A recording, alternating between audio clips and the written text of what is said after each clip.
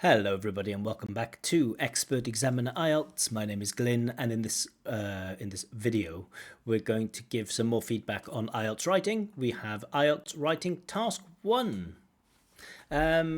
Cool. All right, I want to spend a bit of time really understanding the data. Maybe 10 years ago we had nice friendly bits of data, nice friendly infographics to work with. Nowadays they can be a little bit complicated and it can be really difficult to pick out key features because there's so much information. But let's have a look. So the first chart below, so there are two charts, one chart and the second chart. The first chart shows how energy is used in an average Australian household. So, how is energy used in an average Australian household? Well, people in Australia use energy, 42% of their energy is used for heating, 30% for water heating, then 7% for refrigeration, 15% for other appliances, and 4% for lighting. So that's how the average Australian household uses energy. That's the breakdown. The second chart shows the greenhouse gas emissions which result from this energy use. So when we use energy, unfortunately, this creates something called emissions, greenhouse gas emissions. Now, I'm not an expert, but essentially these greenhouse gases, or these gases, go into the atmosphere, which is one cause of global warming. But it's okay. We don't need to be experts about greenhouse gas emissions. That's fine.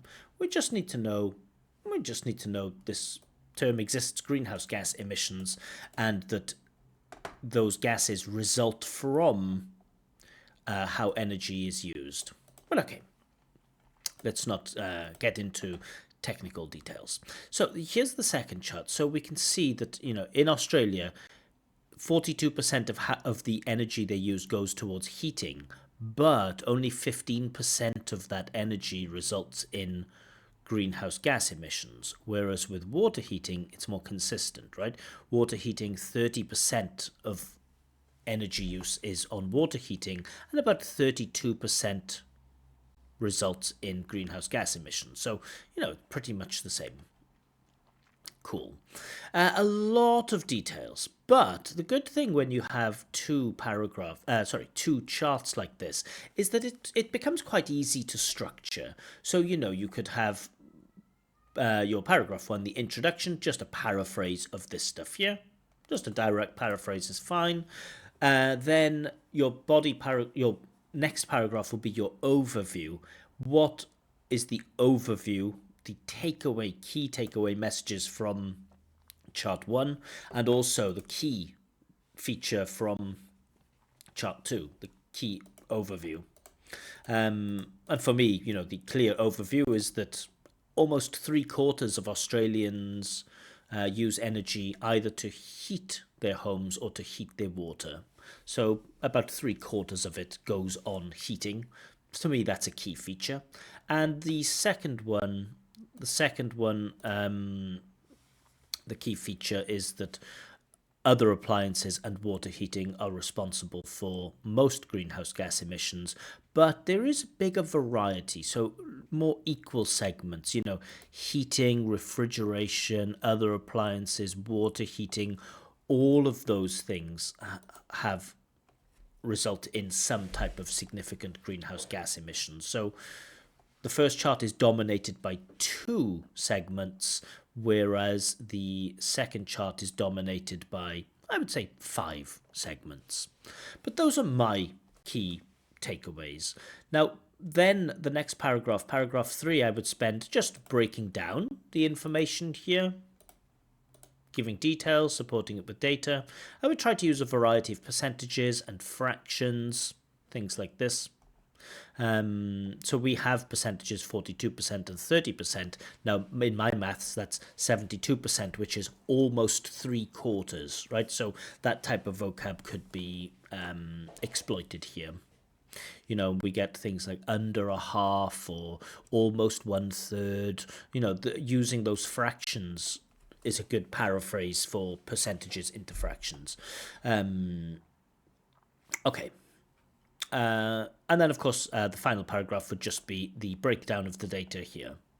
And, I might make reference to some comparisons where, like, water heating is pretty equally represented in both pie charts. However, the percentage for heating is the percentage of heating in the greenhouse gas emissions is much lower than it is for energy use. There are different ways of approaching this, absolutely different ways of approaching this, but I think a 4-paragraph structure is appropriate. We can do it in 3, but 4 is appropriate.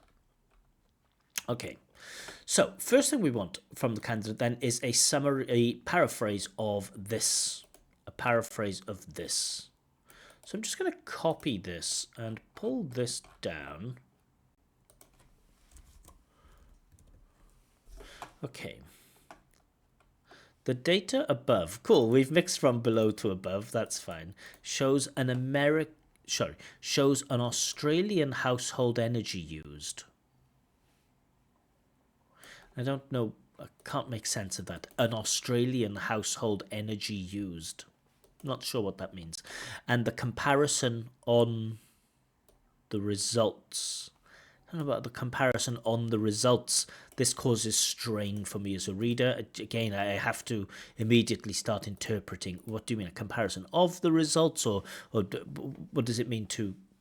Yeah, it's just not worded very clearly.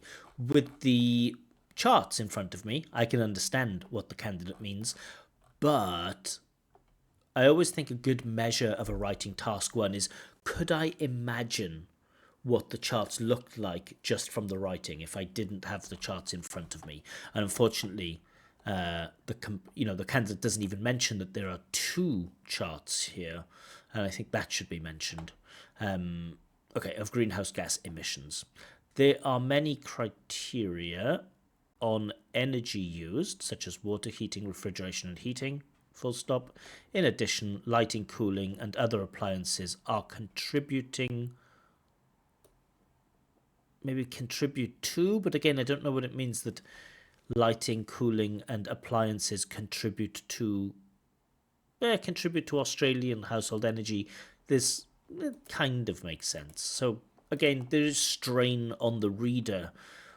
The reader really has to work hard to kind of work out what's being said there.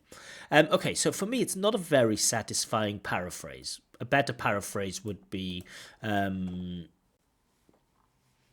something like, the first pie chart gives us information about how Australian households use energy, while the second chart illustrates the resulting greenhouse gas emissions that come from this energy use, or come from this type of energy. Something like that is fine. Should be reference to the fact that there are 2 charts, but I've already mentioned that. Okay, so a little bit unsatisfactory for the introduction. Just looking at the structure here. So let's take out this.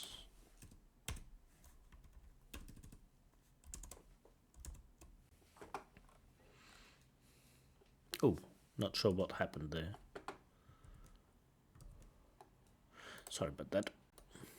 Let's just remove that. Okay. So in terms of the structure, we have 3 paragraphs, and I'm not sure. There's no overview here. So are we just skipping the overview, or? And we have an in conclusion. Really, there should not be an in conclusion paragraph in writing task 1. Some people like to make an in conclusion paragraph and then give the overview. I mean, it could be used, but I don't like in conclusion paragraphs in part 1. So anyway, so let's check the body paragraph. There are 3 top household activities. Are these things activities? Refrigeration, lighting? Yeah, I guess those things are activities. That's fine. There are three top household activities that have a significant impact on. I like this significant impact on, or have a significant impact on, shows good style, on energy used based on the data, such as heating activity. Okay. There are three top household activities that have a significant impact. It's not that they have an impact. So while I like this term, have a significant impact on, it's not that it has an impact on the energy used. That's the energy. That's what they use the energy for. It's not that it has an impact on the energy used. So a good collocation, but just not used correctly. So I'm going to color this orange now. Oops, sorry about that. So it's a good collocation, have a significant impact on, but it just isn't correctly used. Based on the data, I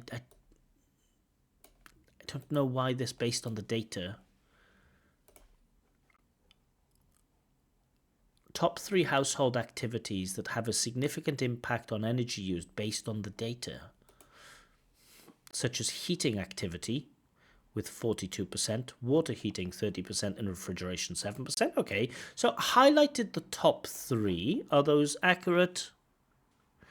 Well, debatable. So we have heating, water heating, refrigeration is the third. Maybe it is the third because other appliances, that's a lot of different things mixed. But I might be tempted to say that other appliances should be considered number three. I mean, at least that's the way the data is presented, right? 42%, 30%, and 15%.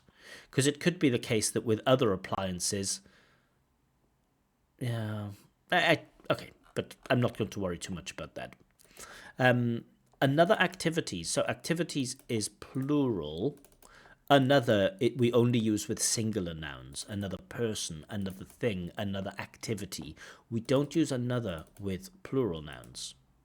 Other, meaning one other.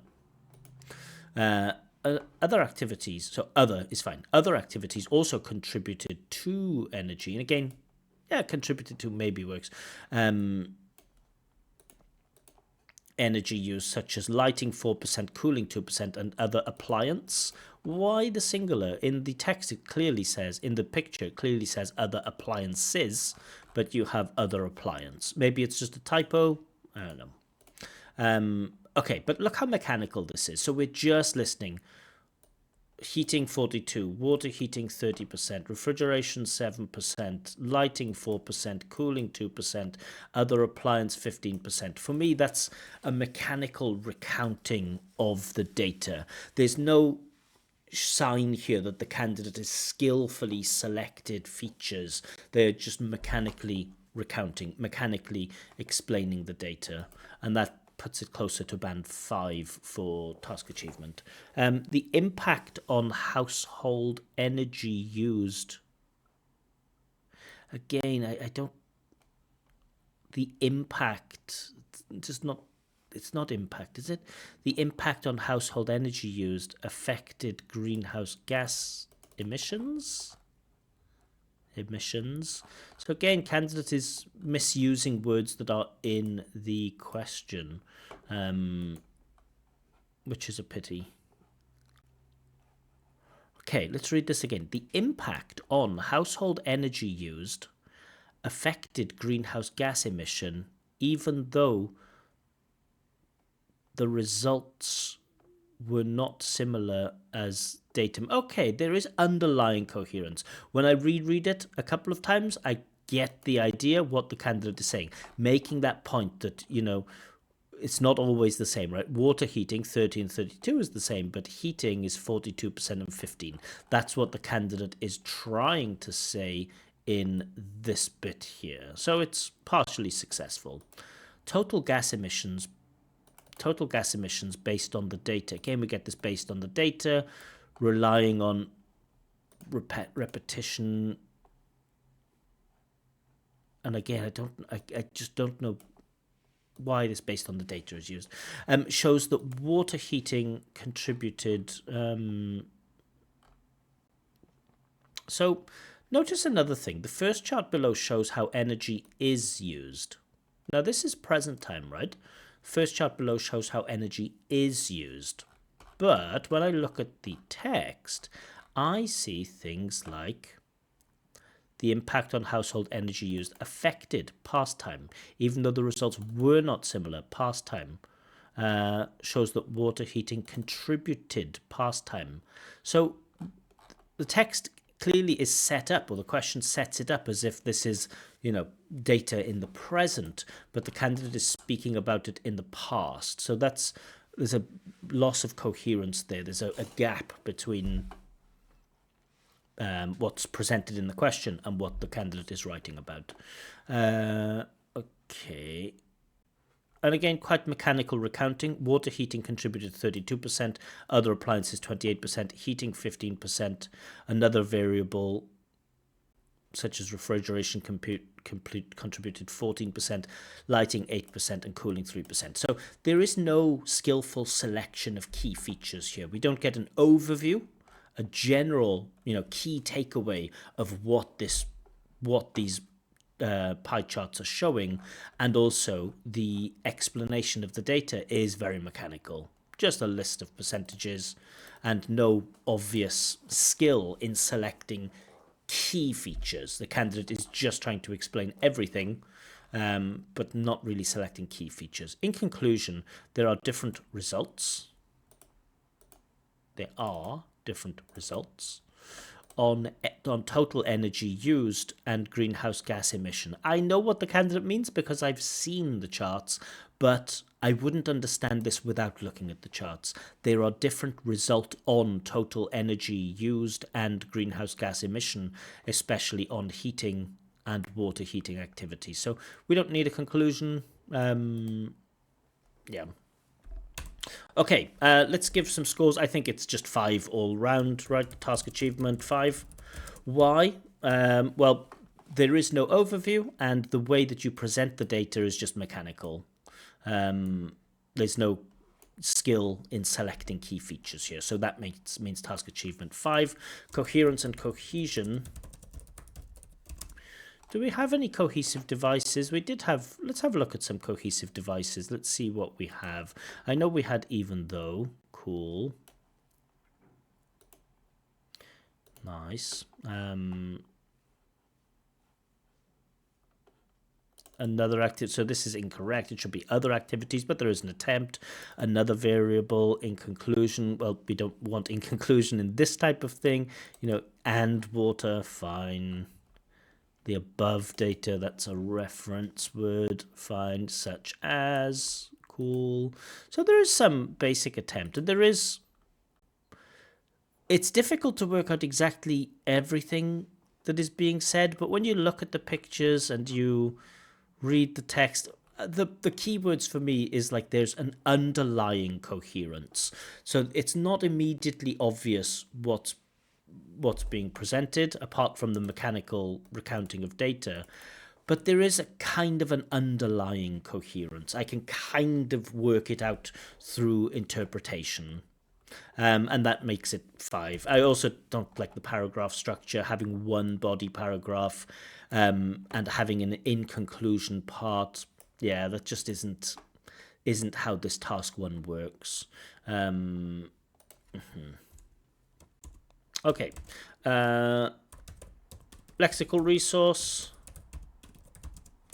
Again, I have to give, I think 5. There's some nice stuff like based on data, which is good. Have a significant impact on. It's good language. It's just not used appropriately. Yeah, any other good bits of language, contributed is used quite a lot, but we get contribute on, not contribute to. And there are cases where some of the thing like when I read based on the data, I think, well, that vocab just isn't suitable here, or have a significant impact on. This creates a strain because I'm thinking, well, what does that mean? The top 3 household activities that have a significant impact on energy. I don't know. Am I being sometimes when you analyze language too much as a teacher or as an examiner, you start to doubt yourself. You start to think, well, am I crazy here? Is this correct or is this not correct? And I hope I'm not wrong, but to me it just seems strange.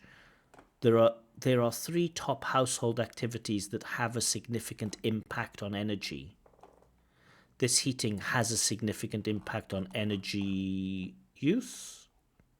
Yeah, on energy use, maybe that would, yeah, maybe it makes sense, right? Heating has a significant impact on energy use. Yeah, maybe it's okay actually. I take it back.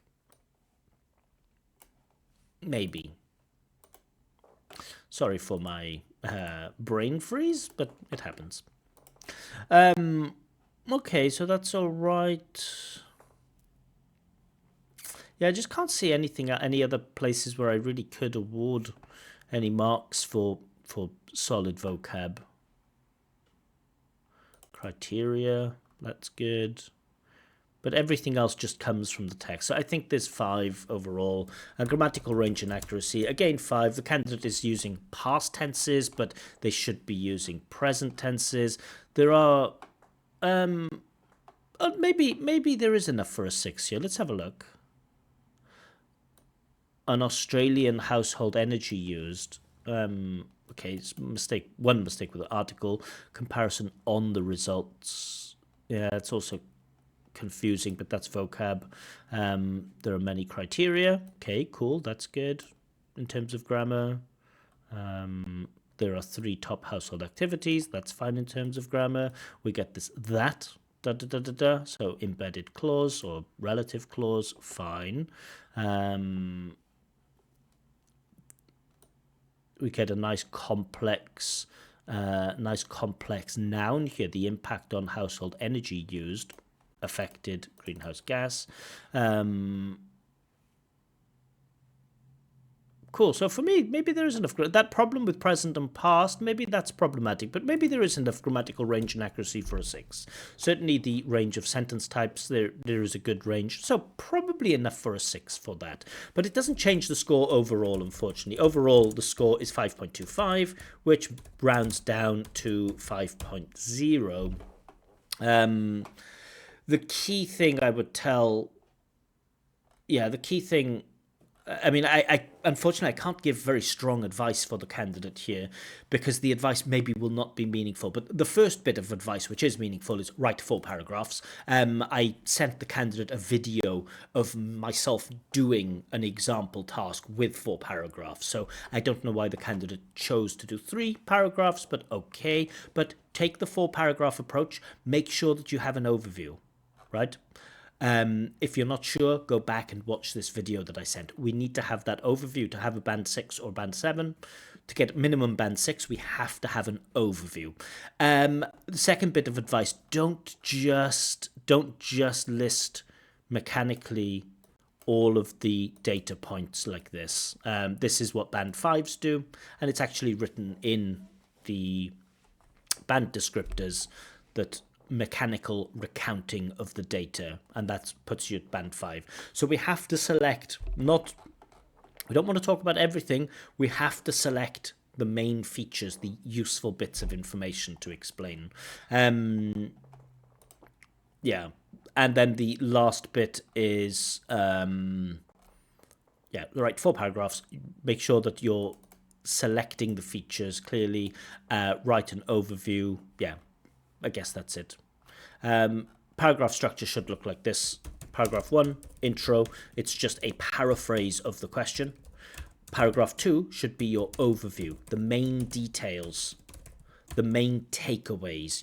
Like if you remember one thing from these pie charts, it will be da da da da da. And then paragraph 3 will be key feature 1 data. Paragraph 4 will be key feature 2 data. So in your overview, you want to mention what these key features are. And then paragraph 3, you give the data, you give the statistical data that explains key feature 1. And in paragraph 4, the statistical data that explains key feature 2. You do not need this in conclusion in writing task 1. Bit of work to do with lexical resource 2, but okay. Again, this isn't a tips channel, at least not yet. It's just a chance to give you it's just an opportunity to give you the chance to see how an examiner might see your writing. And for me, 5.25. If an examiner gave this 5.5, I wouldn't be surprised. If they gave it 5.0, I wouldn't be surprised. I don't think it's quite good enough for the 6, and I think it's better than 4.5. So for me, 5.0, the higher end of intermediate. Yeah. So I'll leave it there for now, I guess. If you'd like me to check your IELTS writing, or if you'd like to have a free speaking test with feedback, then you can request this in the Telegram chat. A link to the Telegram chat is given below in the description. Yeah, and I'll be back with a couple of speaking tests and some more writing checks very, very soon. But for now, see you. Bye-bye.